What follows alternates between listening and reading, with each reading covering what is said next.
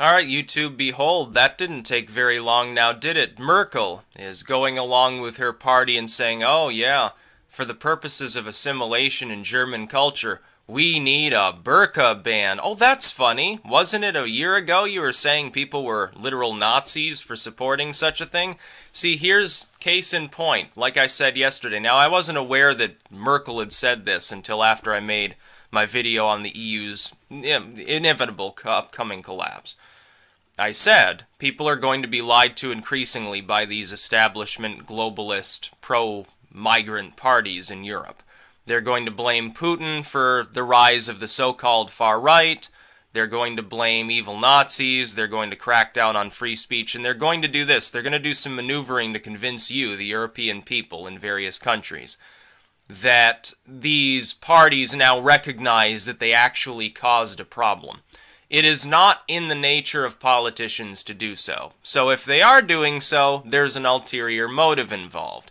Angela Merkel does not care what specific social policies she supports. This is a band-aid on a gaping wound. What she wants to do, read further into it, she wants to keep bringing migrants into Germany. And the only way that she can keep her job while doing that is to look like she's doing something to encourage assimilation that will never actually happen. Most of the people entering Western Europe from abroad right now, under this sort of refugee crap, are not refugees. They have not been displaced by the civil war in Syria. They're not Syrians. Most of these people are from elsewhere.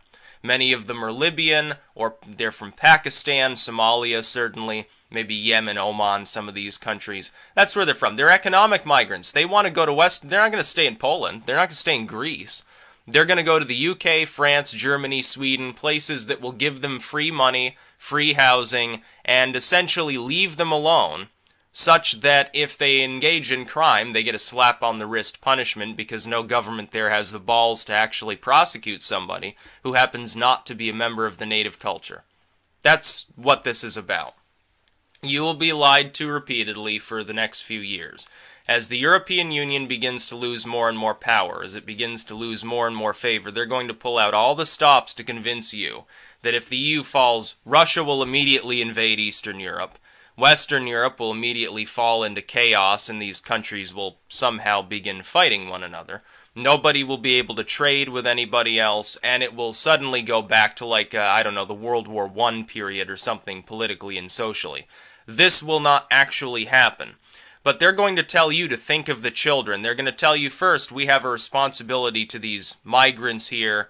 Think of ethics, think of morals. Oh, we have to do something for these poor, needy people that we ourselves let in. That in the case that they are refugees, we're helping to cause the refugee crisis by funding the FSA in partnership with Uncle Sam. Oh, and by the way, all these, the Five-Star Movement, Front National, UKIP, they're all sponsored by Putin. He wants to take over Europe politically because he realizes he can't do it in a military sense.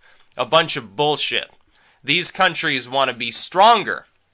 The Five-Star Movement, UKIP, Front National, the Swedish Democrats, all these groups, they want their nations to be stronger. If the European states compete with one another, and if the less developed states can stop getting brain drain, the West European states can temper their welfare state, Europe will be more powerful. It will be more able to respond to external problems. It will have more military strength. It will have more wealth. It will have more cultural stability. The problem is that what the EU really is meant to be is a superstate. It was never meant to be a sort of confederation of states simply pegged to one currency and with free movement. That's not the point of the EU. Any more than here, the point of the ACA was an actual overhaul of our healthcare system. It is the same principle. You institute a system using a moral argument. With the ACA, it's we've got to get the uninsured have to have insurance. We have to take care of these people. In the case of the EU, it's we want free trade. We want a peaceful, prosperous, stable Europe with a strong currency that can respond to aggression more easily because we'll all sort of be in the boat together. That's how Europe was anyway. That's how it was anyway before the EU, at least the states that weren't part of the Soviet bloc. that hadn't been co-opted by communism. If it hadn't been for that, there would have been peace reigning anyway. No, the Soviet Union's dead. People are worried. People seem now more worried about Russia in its crippled condition currently than they ever were about the Soviet Union, which at its height had, 3 or 4 to 1 missile superiority over NATO and a relatively vast land area and a much higher manpower than it does now. You're worried about Russia as opposed to the USSR? They're not even communists anymore. They're using the same sort of government system, the same corporate interventionism that's found anywhere in Europe anyway.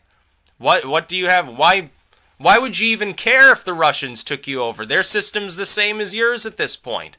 The Eastern Europeans are not simply going to sit there, bend over, and become communists again just because the EU fails. Western Europe isn't going to regress into potato patch mode unless you keep paying for people you can't afford to sponsor. Europe is out of money.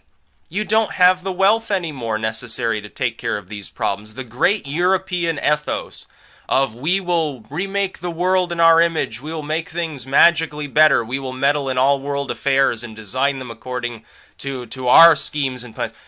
How are you supposed to do that? All of Europe combined, the entire European Union, isn't even equal, despite having, I think, twice as many people in it and a similar land area, isn't even equivalent to the U.S. economy. And don't even get me started on your military capabilities. You're acting like the European superstate that's to come, which is what they planned all along, magically is going to become a world power. It wouldn't even be as strong as China. It'd be stronger than Russia, other than the nuclear question. But you'd still be in third place. The U.S. and China would still be collectively in first and second, and there's not much to be done. Your density is already achieved. You've already had your heyday. The only way that Europe continues to be any form of power is to crack the EU apart, get competition in there, and work with your various chosen states around the world to develop them. Go put up some factories in Africa or Latin America or something. Nobody's going to care. Nobody's going to stand in your way. Be friendly, yes. Be friendly with one another. You can work together as far as your militaries are concerned. But right now, the system there is stagnant, like the ACA. The point of the ACA was to institute a system on a moral basis that would not work, so that subsequently, a further democratic administration could argue for single payer. That's the plan all along. Now, that plan failed. We stopped them. There will be no single payer in this country. It's not going to happen. I don't think the people would have, I don't even think some leftists would have stomached it. Honestly, even if they had suggested it. I think it would have been at hazard the moment it was suggested. It failed. The TPP, which is a similar proposal, won't even get implemented at this point, nor will the TTIP. They will be defeated, which is good. It's great for the United States. Hopefully we get rid of NAFTA and all these other crappy-ass interventionist deals too. In Europe, the goal is to create a loose confederated framework, pump it full of migrants, up the crime rate, increase social stress, and then propose as the solution, because we can't cope with differential welfare dole, differential, development, differential immigration quotas, and so, it's not working. We need to create one state. We'll federate now. We'll become the United States of Europe. That's what they're going to tell you they should do. Thankfully, at the rate the EU is declining, I don't think they're ever going to get a chance to implement it. I think their plan has already failed. Eastern Europe would stand in their way anyway, probably, because they know what it's like to lose sovereignty. I think they'd start to split off. What they're trying to do now is they're trying to hardball the UK, which voted for the Brexit, by trying to use the media. They're doing that here, too. They're doing the same thing. All you have to do is find the connections between the European media and the American media to see what's going on right now. They are telling people over in the UK especially,